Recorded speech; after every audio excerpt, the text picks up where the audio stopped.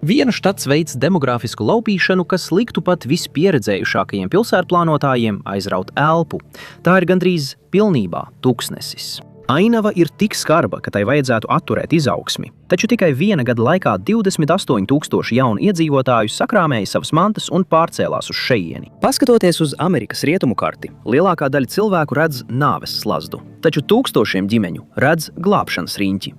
Arizonai ir vairāk zemes, Kalifornijai ir vairāk naudas, Jūtai ir vairāk ūdens. Tomēr šī tuksneša karaliste strauji kāpj uz augšu izaugsmes rādītājos. Viena mirdzoša pilsēta, viena nozare, ko virza netikumi. Ja te nebija tur, lai mestu kauliņus vai skatītos izrādi, nebija jēgas tur uzturēties.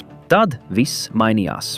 Tā ir sauszemes ieskauta štats ar samazinošiem ūdens resursiem, kura ekonomika agrāk pilnībā balstījās uz turismu. Tomēr skaitļi rāda, ka Nevada pārspēja vēsturiski lielākus štatus ar milzīgu sākuma pārsvaru. Kāpēc? Lai te noskaidrotu, brauciet uz austrumiem no Reno pa I-90 līdz Tahoe Reno Industrial Center. Tas varētu izskatīties kā jebkurš cits industriālais komplekss, bet tas ir citāds. Tas ir Amerikas piegādes ķēdes mugurkauls. No šīs vienas vietas kravas automašīna var sasniegt Sietlu, Fīniksu vai Losandželosu 24 stundu laikā.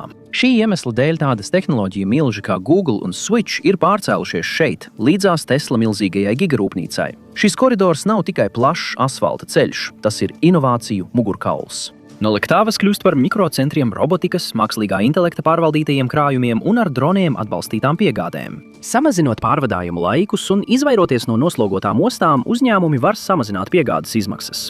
Darbiniekiem dzīves izmaksas šeit ir daudz zemākas nekā Līča reģionā vai Sietlā. Tehnoloģiju centri var attīstīties nesaskaroties ar milzīgu spiedienu uz mājokļu tirgu. Renault jaunuzņēmumiem tagad ir pieejami talanti, neciešot no ikdienas braucienu murga. Tā ir mini silīcija ielejas ekosistēma tuksneša vidū. Klārka apgabals tiek pilnībā pārbūvēts.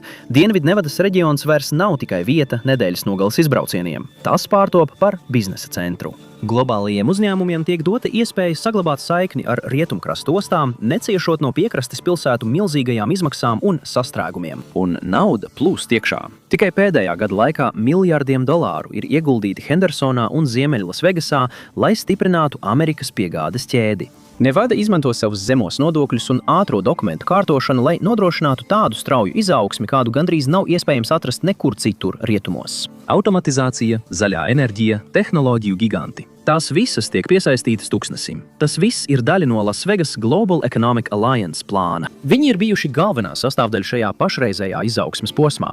Līdz 2027. gadam tuksnesis varētu kļūt par Amerikas ražošanas lielvaru, bet tas viss ir tikai virspusē. Viens no lielākajiem faktoriem ir paslēpts augsnē. Nevadā slēpjas jaunais sudrabs. Thacker Pass apkaimē, netālu no Humboldt apgabala, atrodas lielākā zināmā litija atradne ASV. Šī viena ieleja varētu nodrošināt pietiekami daudz litija, lai gadā darbinātu 800,000 elektroauto.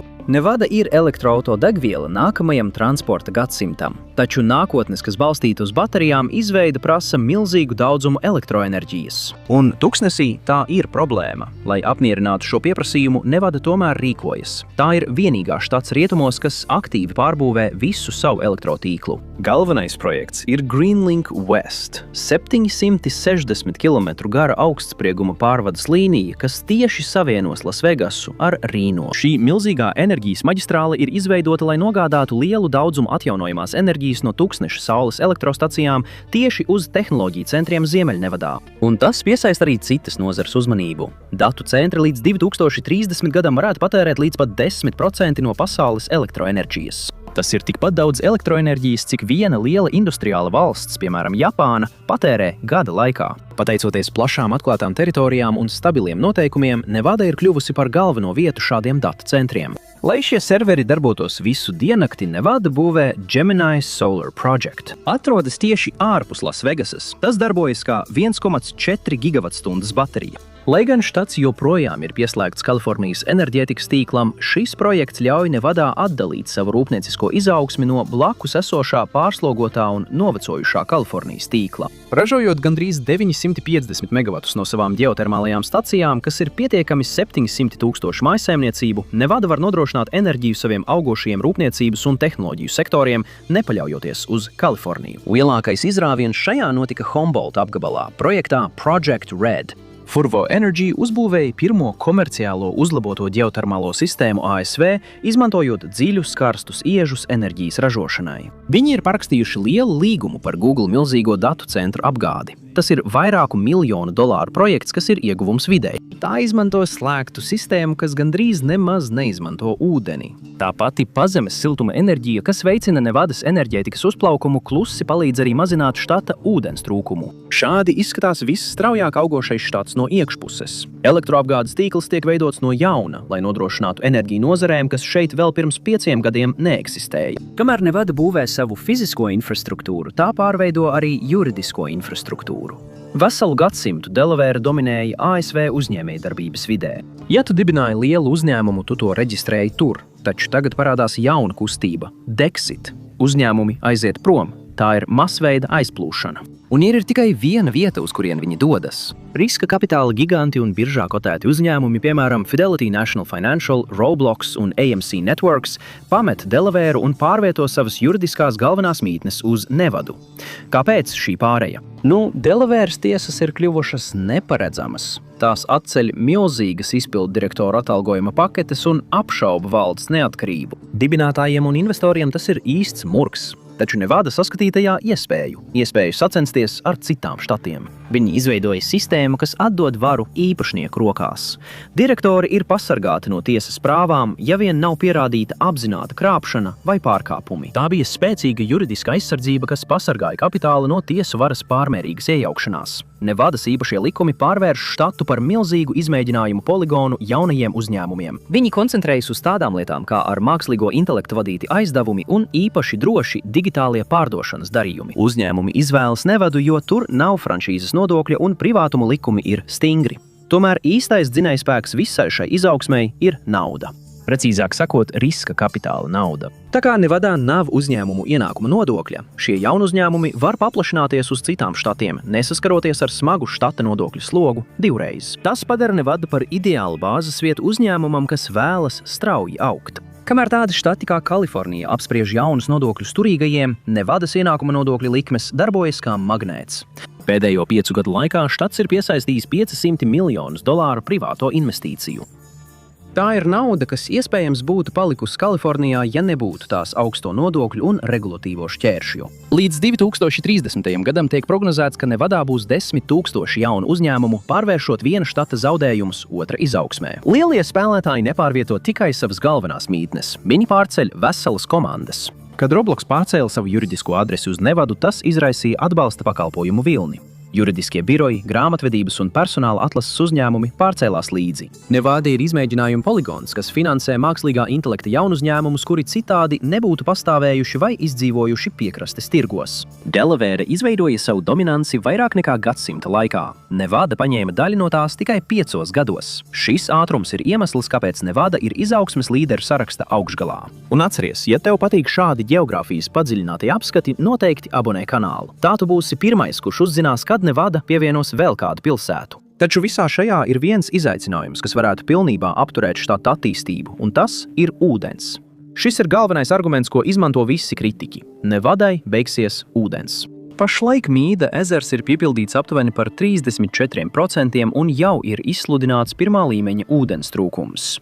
Teorētiski Nevadai vajadzētu nīkuļot, taču tā plaukst. Kāpēc? Tāpēc, ka štats izturas pret ūdeni kā pret finanšu aktīvu. Šī stratēģija ir būtiska Nevadas izaugsmes stāsta sastāvdaļa, un cilvēki visā ASV sāk to pamanīt. Nevada ir kļuvusi par pasaules līderi slēgtā cikla ūdens recirkulācijā. Gandrīz katrs iekštelpās izmantotais galons, izlietnēs, dušās vai trauku mazgājamajās mašīnās tiek atgūts, attīrīts līdz dzeramā ūdens standartiem un atgriezts Mīda ezerā.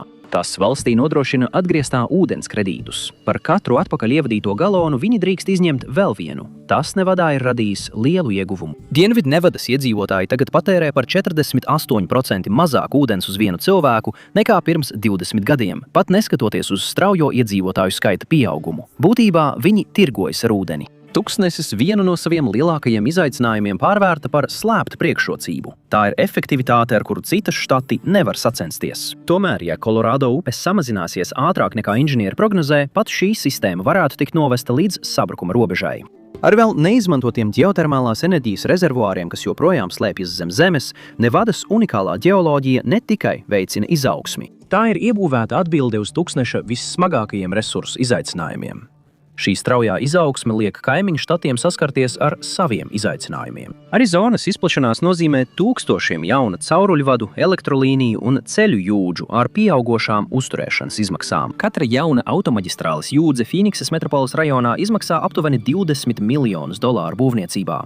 Tas ir vairāk nekā 2 reizes vairāk nekā Nevada parasti tērē par katru jūdzi šoseju paplašināšanā savos straujāk augošajos koridoros. Ūdens pārvietošanas loģistiskās izmaksas arī ir milzīgs sloks. Ūdens sūknēšana. 336 jūdzes augšup no Kolorādo upes caur centrālās Arizonas projektu patērē tik daudz enerģijas, cik pietiktu, lai apgādātu ar elektrību 100 000 māju. Nevadas īsākajiem cauruļvadiem nepieciešama tikai neliela daļa no šīs enerģijas. Pinelas apgabalā Arizonā gruntsūdeņa izsīkšana izraisa zemes iegrimšanu par dažiem colām katru gadu, kas uzskatāmi parāda krasu atšķirību ar Nevadu, kur ūdens nesējslāņa līmeņa kritums ir bijusi daudz mazāk dramatiskā. Austrumos Jūta saskars ar citu ģeogrāfisku šķērsli. Šaurā Vasačas priekškalnu josla, kur dzīvo 80% no štata, 3,55 miljoniem iedzīvotāju. Mājokļu izmaksas Soltleikas apgabalā vidēji sasniedz $500,000, kas ir gandrīz 2 reizes vairāk nekā vidējās mājokļu izmaksas Nevadā. Nevadā visstraujāk augošie apgabali. Tālāk uz ziemeļiem Kolorādo priekškalnu joslas sastrēgumos iesprostoti 70% iedzīvotāju. Kā rezultātā infrastruktūras izmaksas kanjona automaģistrāles paplašināšanai pieaug līdz $10 miljardiem. Tas ir aptuveni 3 reizes vairāk nekā Nevada ir iztērējusi līdzīgiem šoseju uzlabojumiem Rīno un Lasvegasas reģionos. Pat Aidaho saskarās ar ugunsgrēkiem pakļautiem mežiem un ierobežotu ūdens daudzumu no Sneika upes. Tas nozīmē, ka tās komunālie uzņēmumi ik gadu iegulda aptuveni $800 miljonus plašākā elektrotīkla infrastruktūrā un noturībā. Nevadas pašu pasākumi meža ugunsgrēku novēršanai un elektrotīkla modernizācijai ir izmaksājuši mazāk nekā pusi no šīs summas. Katrs štats, kuru Nevada apsteidz izaugsmē, ieviesa stingras sistēmas, kas viņus ierobežoja. Sistēmas, kuras viņi nespēja pietiekami ātri mainīt. Nevadai nebija iesakņojušos veco sistēmu, tikai brīvība rīkoties ātri. Nevadas likumdošana arī veicina biotehnoloģiju uzplaukumu. Štatam ir milzīgs slepens ierocis laboratorijās balstītiem uzņēmumiem. Tas neapliek ar nodokli nemateriālos aktīvus. Kalifornijā milzīgie ieņēmumi, kas gūti no patentiem un slepenām formulām, tiek aplikti ar augstiem uzņēmumu ienākumu nodokļiem. Bet Nevadā šie ienākumi ir aizsargāti. Rezultāts? Uzņēmumu pieplūdums, kas iegādājas milzīgus zemes gabalus, lai būvētu augsto tehnoloģiju laboratorijas tālu prom no piekrastes, regulātoru zinkārīgajām acīm. Pasterītis uzvar, jo tā konkurenti nosmok savos panākumos. Tas viss sākās 2023. gadā, kad Kalifornijas likumdevēji sāka apspriest jaunu bagātības nodokli, lai novērstu budžeta deficītu. Viņi mērķēja uz turīgo iedzīvotāju tīro vērtību pat pēc tam, kad viņi bija pametuši štatu. Taču Nevada nodrošina aizsardzību, turklāt konstitucionālu. Štata dibināšanas dokumenti faktiski aizliedz iedzīvotāju ienākuma nodokli, padarot to par brīvu zonu milzīgām korporācijām. Patiesais pārsteigums rodas, kad miljardieris pārvieto savu juridisko dzīvesvietu uz Incline Village. Vienas nakts laikā vesela Kalifornijas apgabala nodokļu bāze pazūd. Nevada piesaista šo bagātību, neizveidojot nevienu dārgu sociālo programmu, lai to pievilinātu. Viņi vienkārši netraucē. Tā ir konkurences priekšrocība, kuru Kalifornijas nodokļu likumi nekad nebija paredzējuši. Taču bagātības nodoklis ir tikai viens simptoms štatam, kas atrodas krīzē. Vidusšķiras ģimenes, kas pelna 6-ciparu algas, ir spiestas gandrīz pusi no savas algas atdot par īri. San Diego un San Francisco līča apgabalā tipiska māja tagad maksā krietni virs $1 miljona, un tas vēl ir pieticīgi teikts. Lai gan pirms 10 gadiem vidējā māja Nevadas štatā maksāja $200,000, šodien Kalifornijas ģimene var pārdot šauru bungalo par $1,1 miljonus un nopirkt 2 reiz lielāku māju Nevadā par $500,000. Tas ir $600,000 ieguvums tieši bankas kontā, un tas parāda, cik strauji bagātība aizplūst no Kalifornijas. Nav brīnums, ka cilvēki pārceļas. 47% no visiem jaunpienācējiem Lasvegasas apgabalā ir no Kalifornijas. Viņi līdzi atveda bagātību, prasmes un ambīcijas. Nevada ne tikai viņus uzņem, bet arī piedāvā pilnīgi jaunu nodokļu pasauli, kurā darboties. Taču zelta štats izjūg arī citos veidos, ko maz cilvēku pilnībā novērtē. Meža ugunsgrēki kļūst par ikgadējām katastrofām, piespiežot cilvēkus evakuēties, iznīcinot mājas un palielinot apdrošināšanas izmaksas. Tas padara apdrošināšanu gandrīz neiespējamu vidusšķiras ģimenēm. Rotējoši elektroapgādes pārtraukumi skar lielākos tehnoloģiju centrus un pilsētu centrus, mazinot uzņēmumu produktivitāti un padarot paplašināšanos riskantu. Papildus enerģētikai Kalifornija saskaras ar regulatīvu labirintu. Vides, darba un zonējuma likumi bieži vien rada vairāku gadu ilgas aizkavēšanās būvniecības un infrastruktūras projektos, nosmacējot inovācijas jau pašā sākumā. Tagad uzņēmumi saskaras ar paradoksu, vai viņi paliek un maksā milzīgas uzturēšanas izmaksas un dzīvo nenoteiktībā, vai arī viņi aiziet un riskē zaudēt savu tirgus pozīciju. Daudzi izvēlas otro variantu. Vienlaikus bagātība un talanti pārvietojas uz ziemeļiem un austrumiem. Silīcija ielejas spožākie inženieri meklē pieejamu mājokli, zemākus nodokļus un ātrāku uzņēmējdarbības atļauju saņemšanu. Lietas, ko Kalifornija vairs nespēja droši piedāvāt. Holivudas filmēšanas komandas dodas prom uz lētākiem, ātrākiem un prognozējamākiem štatiem. Uzņēmēji bēg no nodokļu un tiesu neprognozējamības kombinācijas. Smadzeņu aizplūšana vien jau ir kluss ekonomisks zemestrīce, ko reālajā laikā pamana tikai retais ārpus štata. Bet jūs nevarat ievest 28,000 cilvēku gadā, neizraisot kādas problēmas. Nevada importē bagātību, bet vienlaikus importē arī pieprasījumu pēc pakalpojumiem, kurus pašreizējais budžets tikko spēj nosegt, un tas ātri kļūst nekontrolējams. Skolu apgabali ir pārslogoti. Klārkas apgabals ir 5. lielākais valstī un saskaras ar milzīgu skolotāju trūkumu. Lasvegasā un Rīno apkalpojošā personāla darbinieki, kas pelna $20 stundā, vairs nevar atļauties dzīvot šajās pilsētās.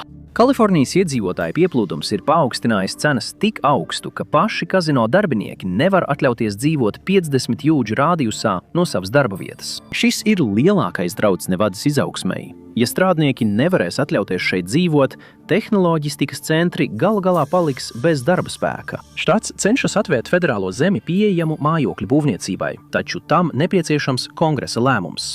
Tā ir sacensība ar laiku. Mājokļu krīze ir acīm redzama. Veselības aprūpes krīze netik ļoti. Pašlaik Nevada piedzīvo darba spēka krīzi, kas varētu paralizēt lielāko daļu štatu. Pašlaik tā ievērojami atpaliek no valsts vidējā rādītāja medicīnas personāla nodrošinājumā, un līdz 2030 gadam būs jāpieņem darbā vēl tūkstošiem veselības aprūpes darbinieku, lai tikai apmierinātu strauji augošā iedzīvotāju skaita vajadzības.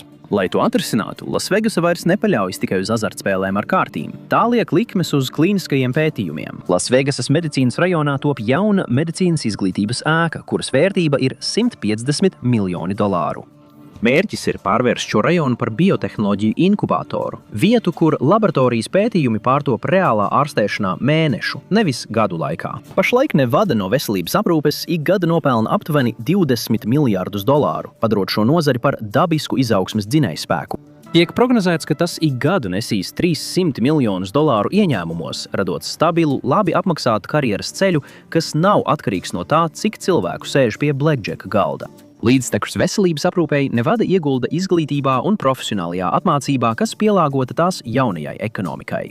Nevadas universitāte sadarbojas ar atjaunojamās enerģijas uzņēmumiem, lai apmācītu inženierus, laboratorijas tehniķus un speciālistus, kuri varētu uzreiz iesaistīties štata augošajā tīrās enerģijas sektorā. Tomēr pat Nevadas izaugsmes brīnumam ir savas robežas. Nevadas pārstrādes sistēma un ūdens rezerves dod tai zināmu attelpu, priekšrocību, ko citas štati nevar baudīt. Taču meliorācijas birojs ir ierosinājis veikt ievērojamus Kolorādo upes ūdens piegādes samazinājumus, ja štati drīzumā nespēs panākt vienošanos. Piekrītot samazinājumam brīvprātīgi, Nevada pozicionē sevi kā atbildīgāko sarunu dalībnieku, izaicinot federālo valdību piespiest vēl lielākus samazinājumus tās kaimiņiem, piemēram, Kalifornijai un Arizonai. Ja Kolorādo upes līmenis turpinās kristies, pat slēgtā cikla sistēma nebūs pietiekama. Samazinājumi pieaug, un tas rada elektroapgādes pārtraukuma risku. Ja ūdens līmenis nokrīt pārāk zemu, Hoovera dampja turbīnas pārstāja griezties, pilnībā apturot tās izaugsmi. Pašlaik Nevada būtībā ir tikai vienas politikas maiņas vai vienas sausas ziemas attālumā no tā, lai šis brīnums beigtos.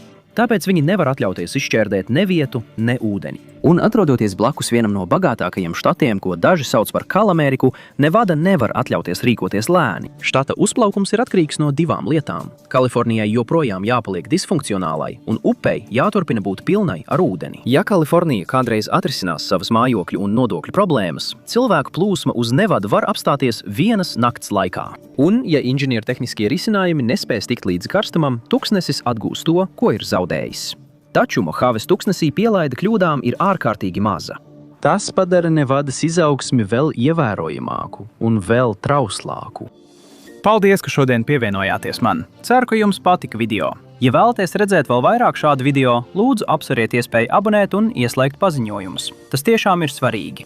Vēlreiz paldies un tiekamies nākamreiz raidījumā MapPack.